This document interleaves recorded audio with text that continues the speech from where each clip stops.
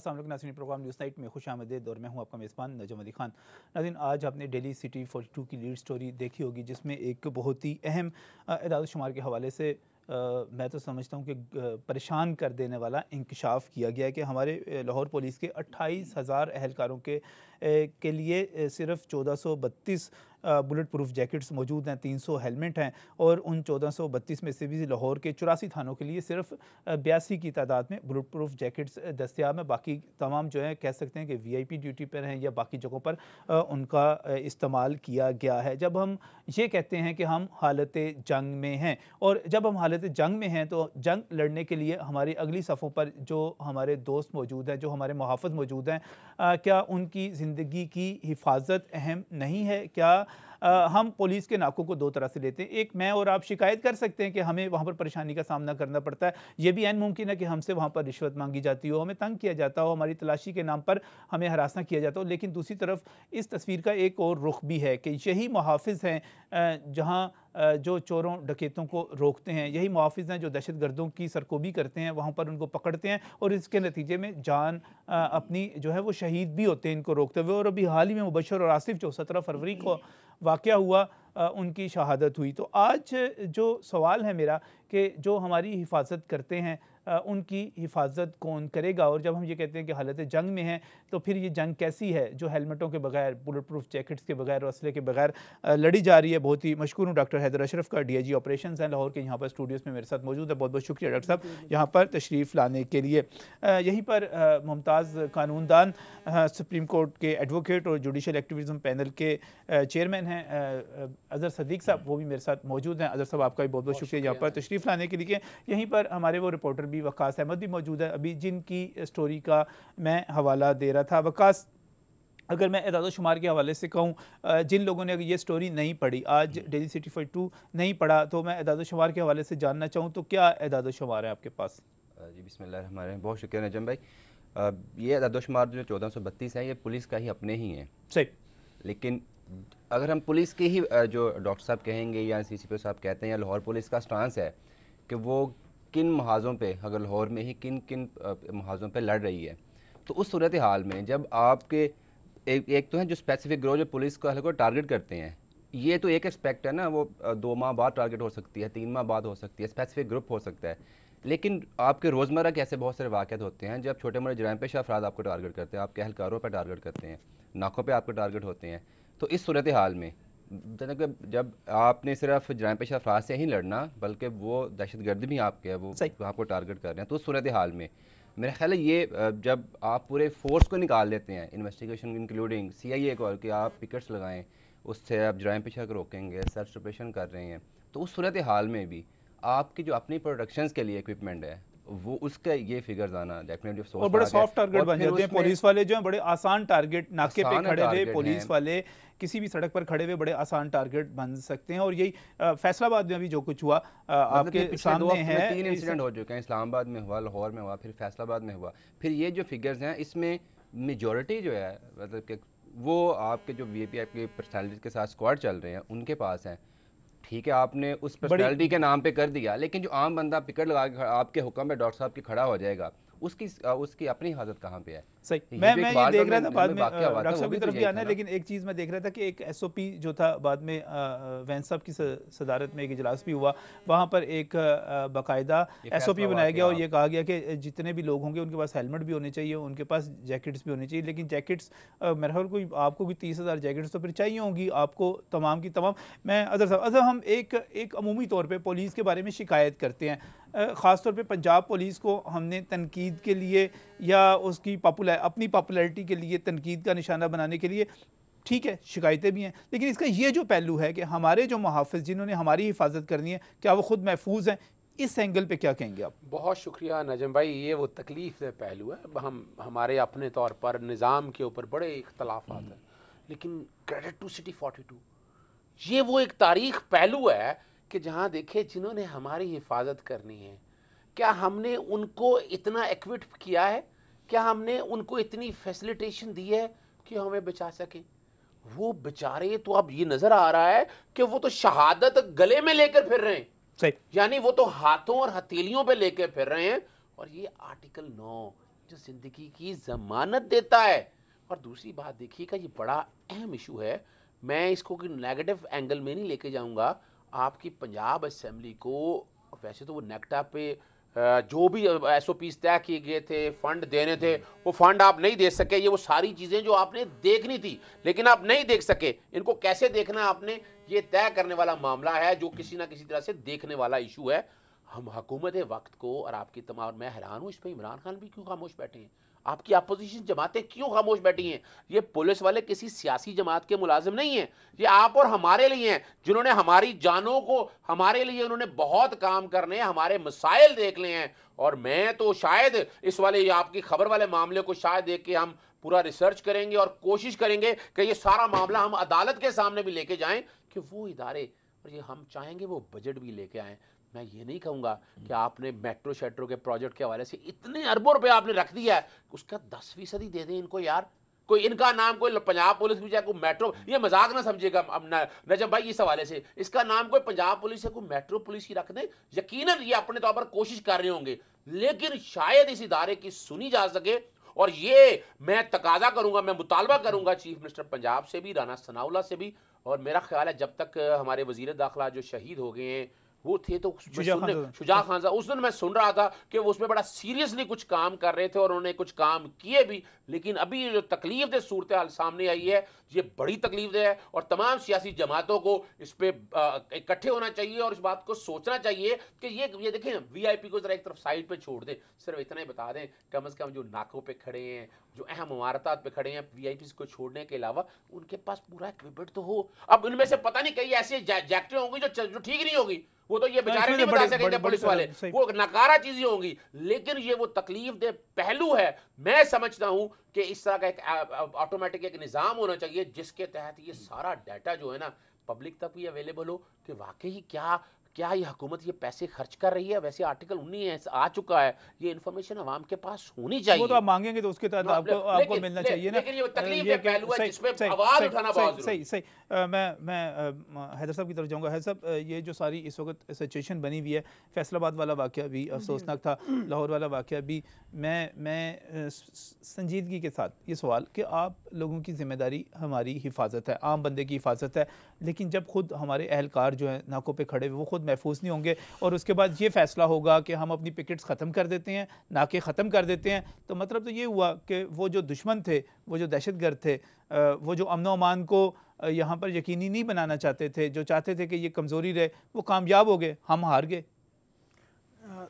Thank you very much जी। सबसे पहले तो पंजाब पुलिस के बारे में कुछ अच्छे ख्यालात का इजहार किया कि उसके लिए मैं शुक्रिया अदा करना चाहता हूँ। सेकेंडली, रिज़ॉल्व की अगर बात करें तो मेरे मोहतरम दोस्त ने फरमाया कि शहादत हम हथेली पे लेके फिरते हैं, तो ये बात दुरुस्त है। हमारा मतलूब भी यही है, हमारा मकसूद भी यही है। इशू ये है कि ना रिज़ॉल्व की कमी है, ना मोरल डाउन हुआ है, ना हम हारे हैं, ना हम इस जंग में पीछे हटे हैं, ना हम इस जंग में पीछे हटेंगे। अच्छा, ये कभी हो ही नहीं सकता, ये कभी हो ही नहीं सकता कि लाहौर पुलिस या पंजाब पुलिस शिकस्त मान ले इन दहशतगर्दों के खिलाफ। इंप्रेशन आया ना कि नाके अपने शहर के अंदर जितने नाके वो ख़त्म कर दिए जाएं, क्योंकि हमले हो रहे हैं, हमले हो सकते हैं। मैंने कभी भी कोई ऐसी स्टेटमेंट नहीं दी। अच्छा, ना किसी और ने ये स्टेटमेंट दी है, ना हम ये स्टेटमेंट दे सकते हैं। एज़ फोर्स कमांडर हमारा फ़र्ज़ है कि हम फोर्स के साथ पहले पॉइंट के ऊपर खुद खड़े हों। हम कोई ऐसी बात अगर करें कि जी ये नाके क्लोज़ होंगे तो ये शिकस्त को दावत देने वाली बात है, हमने कोई ऐसी बात नहीं की। नंबर 1। नंबर 2, एज़ कस्टोडियन इस फोर्स के, इस कमांडर के तौर पे और as father of the force, ये मेरी रिस्पॉन्सिबिलिटी है कि मैं इस फोर्स की सिक्योरिटी को भी इंश्योर करवाऊँ। और वो फोर्स जो लोगों के जान माल और इज़्ज़त का तहफ़्फ़ुज़ कर रही है, उसको भी ऐसी सेफ़ कंडीशंस मिलें कि वो बेखौफ होके, बेखतर होके लड़ सकें। हमने ये ज़रूर कहा है कि हम अपनी SOP रिवाइज़ करेंगे।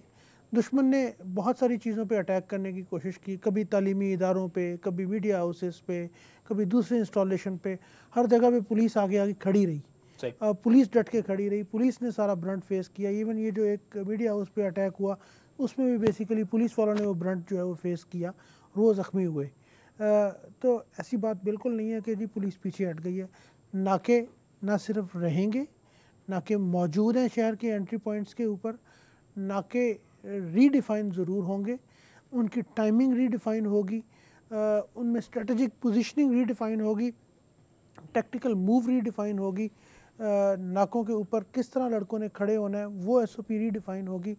बिल्कुल किसी कीमत पे भी ये इंप्रेशन हरगिज़ ना लिया जाए कि नाके क्लोज़ कर दिए गए हैं या पुलिस पीछे हट गई है, मैं बिल्कुल भी इसी नहीं। इसी बात को ले लेता हूँ। मैं आपके अज़म को सराहता भी हूँ, मैं आपको अप्रिशिएट भी करता हूँ कि ठीक है, आप खुद को फादर ऑफ द पुलिस समझते हुए अपने बच्चों के लिए लड़ना भी चाहते हैं, उनकी हिफाजत को यकीनी बनाना चाहते हैं, आप सरेंडर भी नहीं करना चाहते। और एंट्री पॉइंट्स की आपकी बात की, मैं एंट्री पॉइंट्स की बात नहीं मैंने की थी, मैंने तो कहा था एंट्री पॉइंट्स से मैं शहर की बात थी, लेकिन आप नाके बरकरार रखते हैं डॉक्टर साहब, आप नाके बरकरार रखते हैं, लेकिन आपके पास सिर्फ 82 बुलेट प्रूफ जैकेट्स हैं। आप किस तरह वहाँ पर अपने सैकड़ों पुलिस वालों को खड़ा कर सकते हैं इन 300 हेलमेट्स के साथ, 82 जैकेट्स के साथ, किस तरह खड़ा करेंगे वहाँ पे? अच्छा नजीम साहब, इसमें ना थोड़ा सा मेरा ख्याल है करेक्शन की ज़रूरत है, कुछ चीज़ों पे करेक्शन की ज़रूरत है। नंबर 1, एंट्री पॉइंट्स पे अगर नाके मौजूद हैं तो शहर के अंदर भी नाके मौजूद रहेंगे। नाकों को हम रीलोकेट करेंगे, टाइमिंग चेंज करेंगे, ड्यूरेशन को चेंज करेंगे, नंबर 1। नंबर 2, ये जैकेट्स की तादाद 82 हरगिज़ नहीं है, इट्स 1432। अच्छा, 1432। थानों के लिए अवेलेबल कितनी है? थानों के लिए अवेलेबल जो है वो स्ट्रेंथ एग्जैक्टली मुझे इस वक्त याद नहीं है, अंदाजन 50% 60%? हर पुलिस स्टेशन को हमने देने की कोशिश की है, हर पुलिस स्टेशन में बुलेट प्रूफ जैकेट देने की कोशिश की है, 1 to 2 to 3, कुछ में 3 भी है। अच्छा, मैं उसमें मैं ठीक है, जो बाकी काम पुलिस कर रही है ना, पुलिस सिर्फ एक काम नहीं करती, सही, पुलिस क्राइम कंट्रोल भी करती है जी, पुलिस सिक्योरिटी ड्यूटीज़ भी करती है, पुलिस टेररिज्म को फाइट भी करती है, पुलिस रेड भी करती है, पुलिस POs के खिलाफ हॉट परस्यूट में भी जाती है, पुलिस नाके भी लगाती है। सही, ये सारे पुलिस के काम है। कुछ काम थाना करता है, कुछ काम सिक्योरिटी ब्रांच करती है, कुछ काम सिक्योरिटी विंग करता है, कुछ काम ट्रैफिक करती है। मैं डॉक्टर साहब इस पॉलिटिकल डिबेट की तरह मैं आपसे डिबेट नहीं करना चाह रहा। मैं मुझे यहाँ पर एक ब्रेक लेना है, ब्रेक से वापस आता हूँ। चलें आप ही से दोबारा शुरू कर लूँगा, यहीं से बात को शुरू कर लूँगा कि अगर लाहौर के डॉक्टर साहब लाहौर के थाने कितने हैं? 84। और अगर 84 थानों को कहीं एक, कहीं दो और कहीं पर 3 जैकेट्स भी दी जाएं तो आप खुद अंदाज़ा लगा लें कितनी बनती हैं। लेकिन फिर कहूँगा पॉलिटिकल डिबेट नहीं। ब्रेक से वापस आता हूँ तो एक और पॉइंट है, उसको डिस्कस कर लेते हैं ब्रेक के बाद।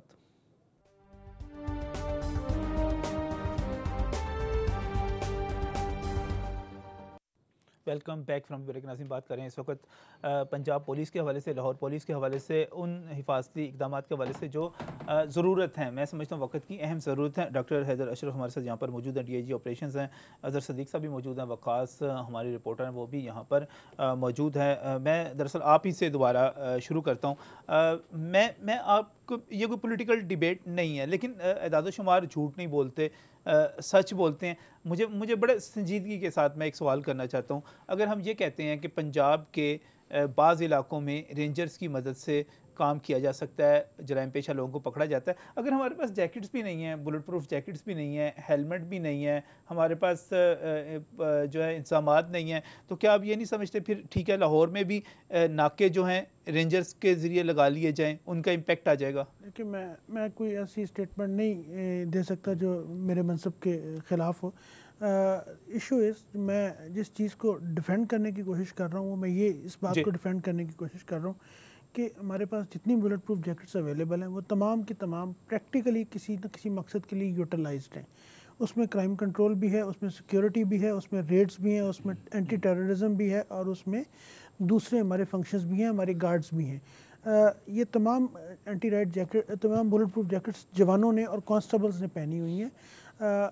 जितनी मज़ीद अवेलेबल होंगी वो हम मज़ीद भी कॉन्स्टेबल्स को तकसीम करेंगे। मकसद ये है इस वक्त कितनी ज़रूरत कितनी है? मैं एक अखबार में ख़बर पढ़ रहा था कि आप डिमांड करते हैं कि 30,000 जैकेट्स जो हैं वो यहाँ पर दी जाएं, ये दुरुस्त है? नहीं, ऐसी कोई डिमांड हमने नहीं भेजी। 30,000 जैकेट्स की हमने कोई डिमांड नहीं की। अच्छा, कितनी, कम से कम कितनी होनी चाहिए कि ये ज़रूरत पूरी कर सकें?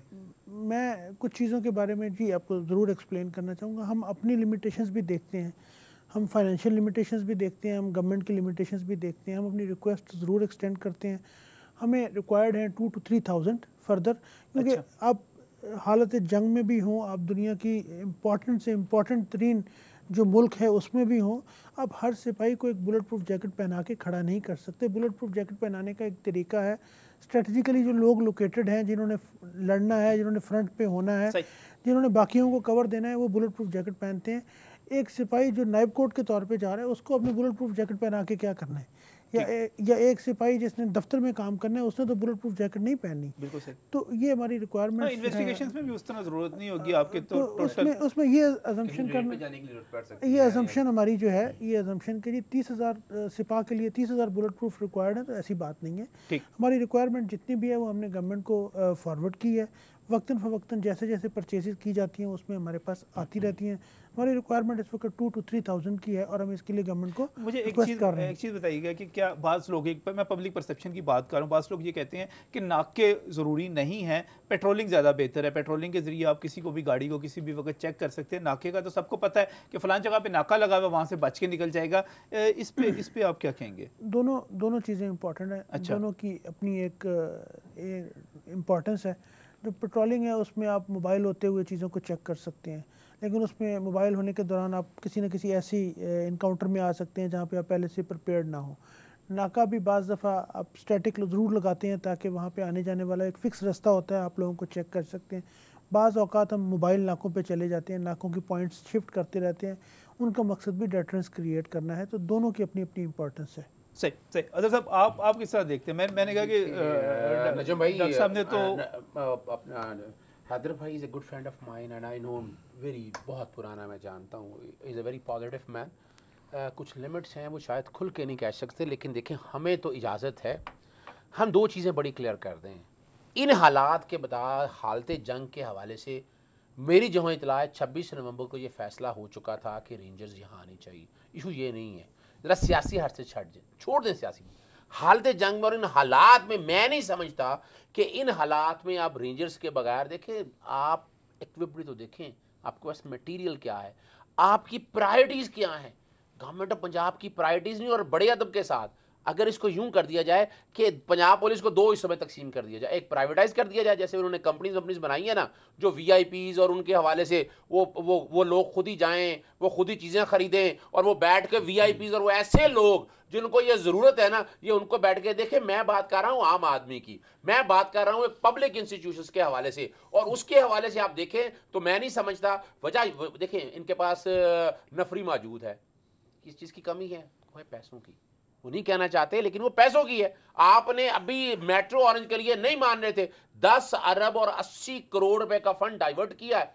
अभी एग्जिम बैंक से आपको 1 रुपया नहीं मिला है, आपने सारे पैसे डाइवर्ट करके इसमें लगा दिए। तो क्या मेट्रो से जरूरी ये जान नहीं है? आपको चाहिए था, मैं उस दिन बड़ा खुश हूंगा और बाखुदा शायद मैं कहूंगा पहला काम ऐसा किया है कि जो आवाम की जरूरियात को सामने रखते हुए आप उठा लें। सेहत का बजट उठा लो, चलो यार इसके लिए उड़ा के लगा दो। आप तालीम का बजट जो आपने मेट्रो पे धौंसा है, आप यहां पैसा लगाएं। नेक्टो देखिए, ये अगर आप नहीं करेंगे तो ये देखिए, ये वो उम्मीदें हैं जिससे लोग नावीद हो रहे हैं। लोग फिर क्यों नहीं देखेंगे? लोग क्यों डिमांड नहीं करेंगे? लोग डिमांड करेंगे ना। यहाँ पुलिस की नफरी के हवाले से बात नहीं हो रही है, लेकिन इनके पास उस फोर्स पे लड़ने के लिए, उस महाज पे लड़ने के लिए क्या वो चीजें मौजूद हैं? वो विल इनकी मौजूद है। विल देखिए, इशू विल का नहीं है, बहुत ताकतवर दुश्मन है।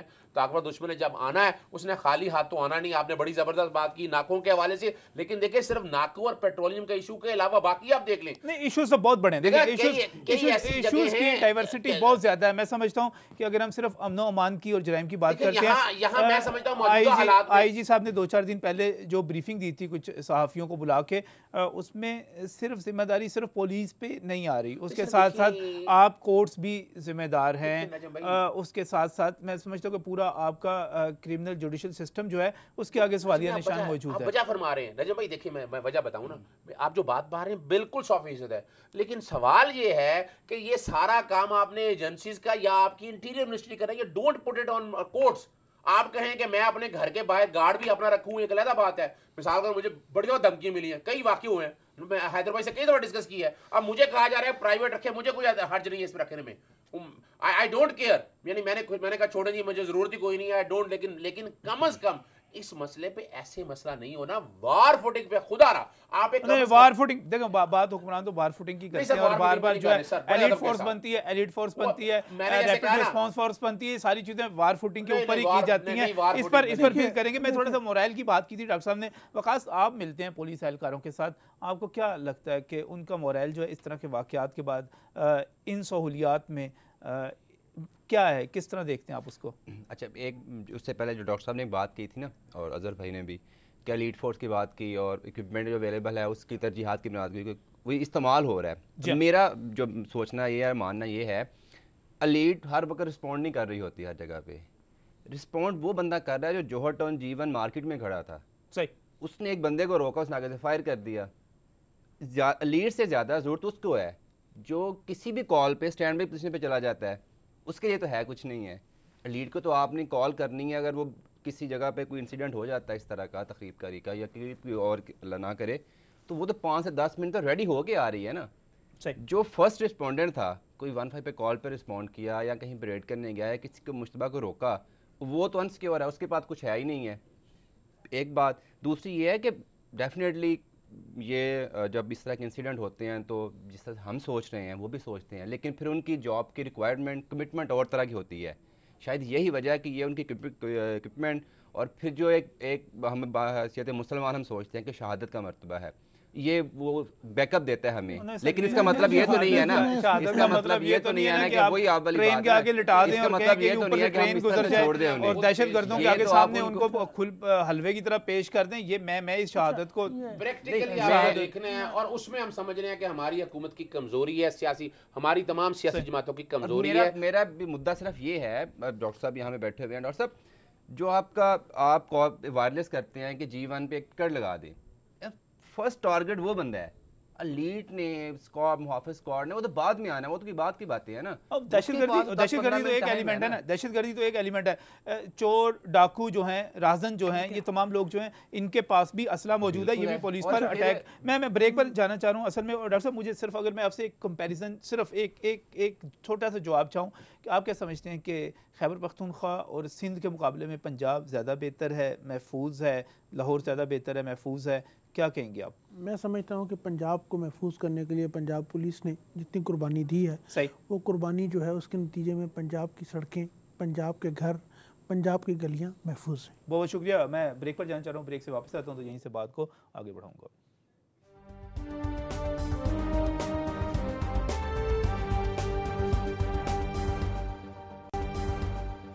वेलकम बैक फ्रॉम द नासिन। बात करें अमन ओमान की सूरत हवाल के हवाले से, और सबसे बढ़कर उससे भी आगे बढ़ते हुए हमारे वो जवान, आपको मैं फिर कहूँगा कि आपको बहुत सारी शिकायत हो सकती हैं पुलिस के साथ नाके पर मौजूद जो जवान हों उनके रवैये से, लेकिन इस चीज़ से भी इनकार नहीं किया जा सकता कि बहरहाल सबसे आगे बढ़कर यही जवान हैं जो रास्ता रोकते हैं। बिल्कुल यहाँ पर हैदर साहब मौजूद हैं। सब आपने एक चीज़ बड़ी बजा तौर पे निशानदेही की, किसी भी इमारत के बाहर सबसे पहले जो टारगेट बनता है, किसी भी, मैं हज़रत अली का जो जुलूस था मैंने तब भी देखा, हर जगह पे जो पहला सबसे पहला टारगेट होगा वो हमारा पुलिस का जवान होगा। अभी हम ब्रेक पर गए तो डॉक्टर साहब कह रहे थे, मैंने एक छोटा सा सवाल किया, इन्होंने कहा कि पंजाब में सूरत हाल, पंजाब पुलिस की कुर्बानियों की वजह पंजाब में सूरत हाल अमन अमान की बहुत बेहतर है। और अभी वकास भी जो बात कर रहे थे कि डॉक्टर साहब सिर्फ दहशतगर्दी की बात नहीं है, एक डाकू के पास भी असला हो सकता है। अच्छा। और मैं इसमें एक छोटे से अदाद शुमार, 11 नवंबर 2015 कौमी असम्बली का इजलास होता है। महकमा दाखिला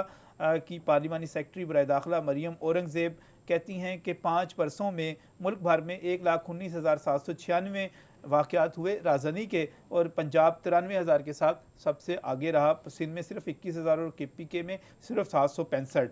मुल्क भर में चोरी की इसी अरसे में 5 साल में 3,74,309 वारदातें होती हैं। पंजाब 3,10,000, सिंध 46,000, KPK 8,000। ये क्या है? ये क्या चीज़ है? एक तो इस पे इन फिगर्स के बारे में मैं आगाह नहीं हूँ, इसलिए मैं इन पे कमेंट नहीं कर सकूँगा। अच्छा, लेकिन मैं आपको ये ज़रूर बताना चाहूँगा कि ये चेक कर लीजिएगा, इंटरनेट पे मौजूद है, खबरें जारी हो चुकी हुई हैं, अखबारात में छप चुके हुए हैं ये सारी चीज़ें ना। 4-5 इंडिकेटर्स आप लेते हैं। जी। नंबर 1, वाबरा तावान, हीनियस क्राइम के जी, लाहौर में ना होने के बराबर, पंजाब में ना होने के बराबर, गैंग वॉर ना होने के बराबर, भत्ता ना होने के बराबर, जी, मर्डर रेट डिक्लाइन कर रहा है। ठीक। जो क्राइम कंट्रोल है उसमें अकेली पुलिस एक रोल प्ले कर सकती है, लेकिन उसमें तमाम सोसाइटी ने रोल प्ले करना है। अजहर साहब मुझे इस बात से एग्री करेंगे कि क्रिमिनल जस्टिस सिस्टम के 5 टियर्स मैं डिफ़ाइन करता हूँ: public at large, police, prosecution, courts and jail. आप तमाम बर्डन पुलिस के ऊपर शिफ्ट नहीं कर सकते किसी भी क्राइम कंट्रोल के लिए या किसी भी टेररिज्म रिलेटेड पॉलिसी के लिए। इसमें सोसाइटी ने अपना रोल प्ले करना है, बाकी तमाम इदारों ने अपना रोल प्ले करना है। अगर आप इन फिगर्स की बात करें, एक तो इन फिगर्स के बारे में मुझे आगाही नहीं है, लेकिन मैं समझता हूँ आपकी इन्वेस्टमेंट यहाँ पे आ रही है, फॉरेनर्स यहाँ पे आके काम कर रहे हैं, आबादी यहाँ पे ज़्यादा है, पर स्क्वायर फिट आबादी यहाँ पे ज़्यादा है, इनकम लोगों की यहाँ पे ज़्यादा है, मुआशी हालात लोगों के यहाँ पे ज़्यादा अच्छे हैं। उस वजह से क्रिमिनल्स को भी मौका मिलता है कि वो यहाँ पे ऑपरेट करते हैं, लेकिन यहाँ पे एक लॉलेसनेस की कैफियत बिल्कुल हरगिज़ नहीं है। आप लाहौर को कंपेयर करें किसी टॉपिक पे दोबारा आ जाते हैं। जो आपने एक बात की कि एसओपीज़ को हम रिवाइज करेंगे, अगर आप अपने जवान को मैसेज देना चाहें, उन्हें बताना चाहें कि हम ये बेहतर करना चाह रहे हैं, ये बेहतरी करना चाह रहे हैं, तो क्या कहेंगे? वो क्या एसओपीज़ होंगे? जवान के लिए मेरा सबसे पहला पैगाम तो ये है कि जवान मेरे लिए उतना ही इम्पोर्टेंट है जितना मेरे लिए मेरा अपना बेटा है। जवान की सिक्योरिटी, जवान की सेफ्टी, उसको हम मद्देनज़र रखेंगे। उसके साथ साथ हम सब ने हलफ उठाया है इन आवाम के तहफ़्फ़ुज़ का, आवाम की इज़्ज़त, जान और माल के तहफ़्फ़ुज़ का। उसके लिए हमें रिसोर्स की परवाह किए बगैर अपनी ये जंग लड़नी है और हम लड़ रहे हैं। हमने अपना खून बहाया है। 270 शहीद हैं लाहौर पुलिस के, जिन्होंने यहाँ पे लोगों के लिए अपनी जान कुर्बान की है और किसी ने भी अपनी कमर के ऊपर गोली नहीं खाई है। नंबर 1, हम ये जंग लड़ते रहेंगे। नंबर 2, हम रिसोर्स की परवाह किए बगैर लड़ते रहेंगे। नंबर 3, पब्लिक की तरफ आने वाली हर बुलेट को लाहौर पुलिस और पंजाब पुलिस फेस करेगी।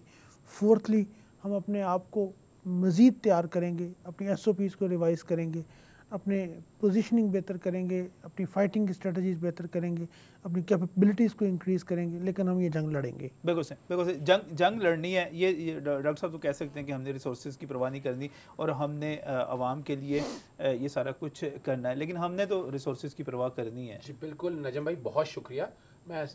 ये मसला 2 तरह से हल हो सकता है, बहुत मुश्किल काम नहीं है जी, ये मैं नहीं समझता।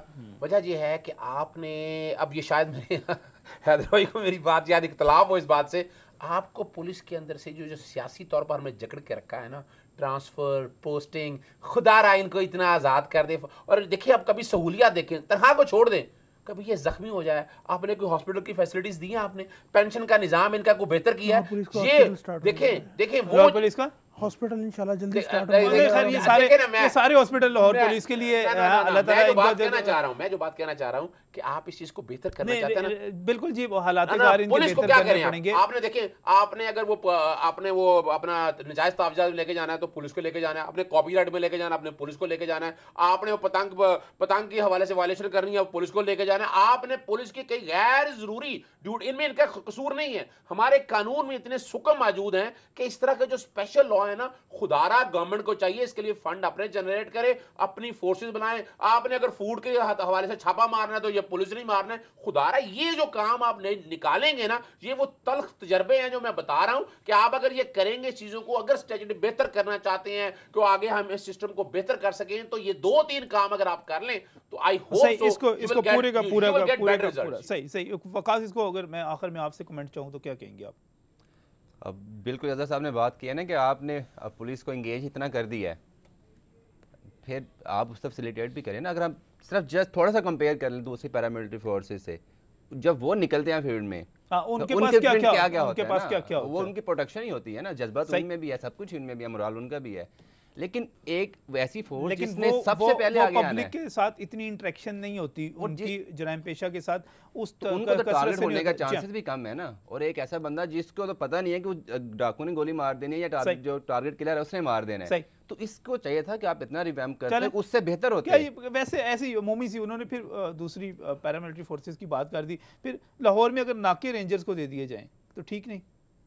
मैं ये समझता हूँ कि लाहौर पुलिस अपने नाकाजात को संभाल रही है। अच्छा, अभी तक संभाला हुआ है, शहर को हमने कंट्रोल किया हुआ है। सही। अगर कोई पॉलिसी डिसीजन होता है तो ऑब्वियसली मैं तो इम्प्लीमेंटिंग एंड पे हूँ, लेकिन मैं समझता हूँ कि लाहौर पुलिस जो है उन्होंने अपने नाकाजात को बहुत अच्छे तरीके से बस संभाला। उनके इसके उनके- बगैर उनके- गुजारा उनके- नहीं है। मैं नहीं समझता रेंजर्स इसके- वगैरह आप ये लाएं तो ये सिस्टम पॉलिटिकल बेहतर होगा। नहीं, ये एक बड़ी अहम डिबेट है, इस पे इस तरह हम किसी चलें। और वक्त करेंगे। इस वक्त तो मैं मेरा अपना अपने वैसे ख्याल है कि इस शहर को हमेशा से लाहौर पुलिस ने ही मैनेज किया है, ऑर्गेनाइज किया है, क्राइम कंट्रोल नहीं, किया है। हालात कुछ बेहतर करने के मैं लिए इसके equipment हालात पूरा बेहतर नहीं करने के है, लिए- हालात नहीं बेहतर है, करने के लिए- सामान पूरा नहीं है, तो इसलिए चाहिए आपको देखो कि बहुत बहुत शुक्रिया, रेंजर्स को आप बहुत बुला बहुत लें। शुक्रिया, बहुत बहुत शुक्रिया तशरीफ़ लाने की हैदर अशर साहब, बहुत बहुत शुक्रिया अजहर सदीक साहब, वकास अहमद आपका भी शुक्रिया। आप यहाँ पर नाज़रीन, यहाँ पर DIG साहब ने जो बात की कि वो किसी भी जवान को उतना ही अहम समझते हैं, उतना ही प्यारा समझते हैं जितना उनका अपना बेटा हो सकता है। 270 पुलिस वाले यहाँ पर शहीद हो चुके हैं और किसी ने भी पीठ पर गोली नहीं खाई, आवाम का दिफा करते हुए सीने पर गोली खाई है। लेकिन मैं चाहता हूँ कि आप ज़रा गोलियाँ कम खाएँ।